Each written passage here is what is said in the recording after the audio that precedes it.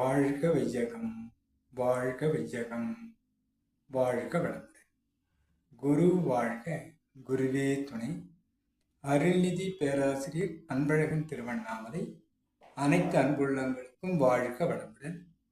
குருவின் நினைவில் நின்று குருவினது ஒரு கவியை நாம் சிந்திக்கலாம்.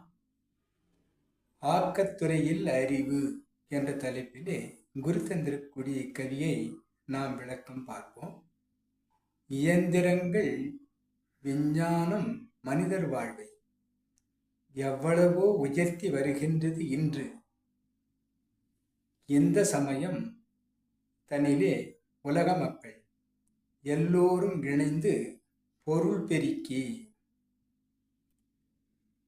கந்தலுடை, உணவின்மை, வீடில்லாமை, கல்வியின்மை இவை காதில் விழாதவாறு சிந்தனையால் வாழ்வை வளமாக்கிக் கொண்டு சிறப்பதனை மீட்டிடுவோம், விழித்து எழுங்கள் என்று குரு அவர்கள் தந்திருக்கூடிய கவியை நாம் சிந்திப்போம். இயந்திரங்கள் விஞ்ஞான வளர்ச்சி அடைந்து உள்ளங்கையில் உலகை காணும் அளவிற்கு விஞ்ஞான வளர்ச்சி அடைந்திருப்பது நமக்கு தெரியும். இயந்திரங்களின் அளவு அளப்பரியதாக பெருகிக்கூடிய இந்த காலத்தில் எவ்வளவு உயர்ந்து வருகின்றது என்பதை நாம் புரிந்து கொண்டோம். இந்த சமயத்திலே உலக மக்கள் எல்லோரும் இணைந்து பொருள் பெருக்கி இது மாதிரி ஒரு சமயத்தை நாம் உற்று நோக்கி கொண்டிருந்தோம். உலகத்தில் இவை ஆக்கப்பூர்வமானதாக வந்துவிட்டது. இப்பொழுது நாம் உலக மக்கள் அனைவரும் இணைந்து உலகப் பொருட்கள் அத்தனையும் பெருக்கிக் கொள்ள வேண்டும். அவ்வாறு பெருக்கிக் கொள்வதற்கு சிந்தனையால் வாழ்வை வளமாக்கிக் கொண்டு எந்த அளவிற்கு சிந்தனையில் உயர்ந்திருக்க வேண்டும் என்பதை குரு அவர்கள் சிந்திக்கிறார். கந்தல் உடை,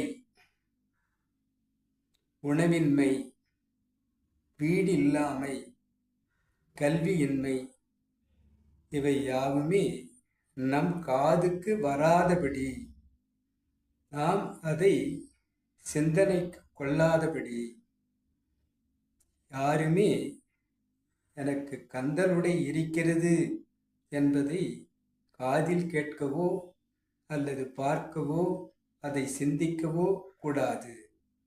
உணவின்மை என்ற அந்த பேச்சுக்கே இடமில்லை.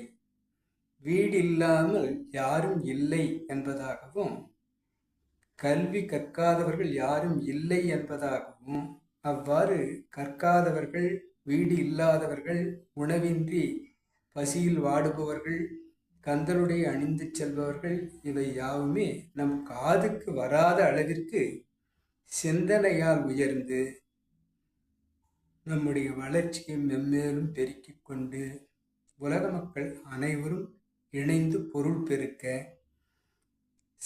சிந்திப்போம். வாழ்வை வளமாக்கிக் கொண்டு சிறப்பதனை மீட்டெடுப்போம். இவ்வாறு உள்ள இந்த சிறப்பை விஞ்ஞான வளர்ச்சி பெற்ற இயந்திர காலத்தில் நாம் இந்த சிறப்பினை மீட்டெடுப்பதுதான் விழித்தெழுவதாக அமையும் என்பதை குரு அவர்கள் சிந்திக்கச் சொல்கிறார். இந்த சிந்தனையை இன்றைக்கு நாம் சிந்திக்கலாம். அனைத்து அன்புள்ளங்களுக்கும் வாழ்க வளமுடன். கவிதந்த குருவிற்கும் விளக்கத்தை என்னுள் ஏற்படுத்திய இறைநிலைக்கும் நன்றி, நன்றி, நன்றி. வாழ்க வளமுடன் என வாழ்த்து நிறைவு செய்கிறேன். வாழ்க வளமுடன்.